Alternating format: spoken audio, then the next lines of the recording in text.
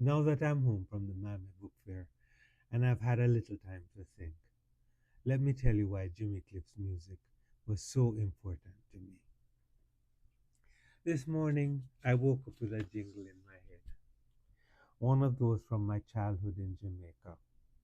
I think it was RJR, and it went something like this: roll out those lazy, hazy, crazy days of summer, those days of sodas and pretzels and beer.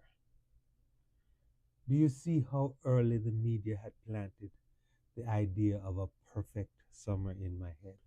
Okay, sodas, maybe the beer, but pretzels? Nothing in that picture belonged to me, but still it found a place.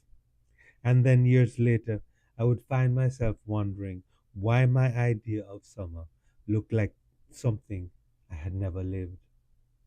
This is still happening right now.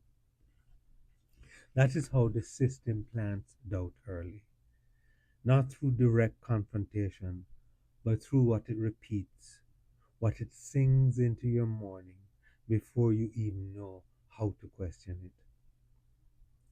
This is why Jimmy Cliff's music was so important.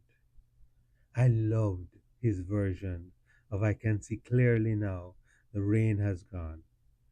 I can see all obstacles in my way." That helped me to replace the American summer in my mind with a Jamaican summer, a morning after rainfall, watching the mist roll down Long Mountain, not somebody else's sky. And then you can get it if you really want, but you must try and try and try. That should be the theme song of the Garvey classroom because this is what I want to teach our children. You can get it if you really want, but you must try and try and try every day to picture your success, your freedom from the self doubt that the system plants inside your head because your idea of success doesn't match anything like what the movies or the radio tells you it should look like. But Jimmy showed us what success looked like. Jimmy defined success in his own way.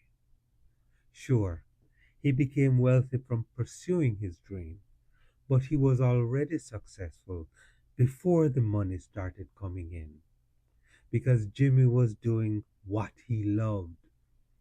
That stayed with me.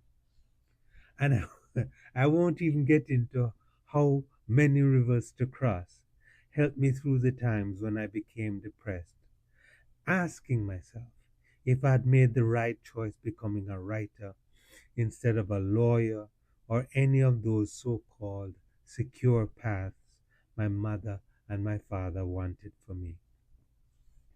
In those moments, it felt like many rivers to cross, but I can't seem to find my way over.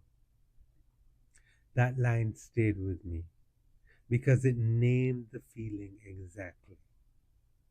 Still, I kept hearing Jimmy's voice.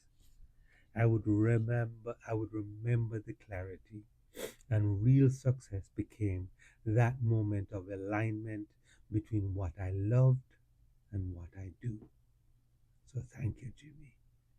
Thank you for showing us what mental freedom looks like and what mental freedom means. And God bless. I